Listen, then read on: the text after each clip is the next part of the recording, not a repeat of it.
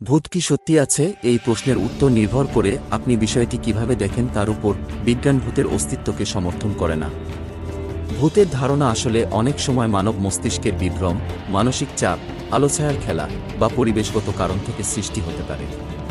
উদাহরণস্বরূপ, slip paralysis, ঘুমের সময় মস্তিষ্কের একটি বিশেষ অবস্থায় মানুষ অনেক সময় ভৌতিক অনুভূতির সম্মুখীন হয়। ইনফ্রাসাউন্ড, কিছু বিশেষ কমতরঙ্গের শব্দ মানুষের মধ্যে অস্বস্তি বা ভয় জাগাতে পারে। বিশ্বের অনেক সংস্কৃতি ও ধর্মে ভূতের ধারণা প্রচলিত আছে। বাংলাদেশে পেতনি, ভূত, জিন ইত্যাদি নিয়ে প্রচুর গল্প প্রচলিত আছে। ইসলামিক দৃষ্টিতে জিনের অস্তিত্ব আছে, তবে তারা ভূত নয়। অনেক ধর্মে আত্মার পুনর্জন্ম বা অশুভ শক্তির কথা বলা হয়।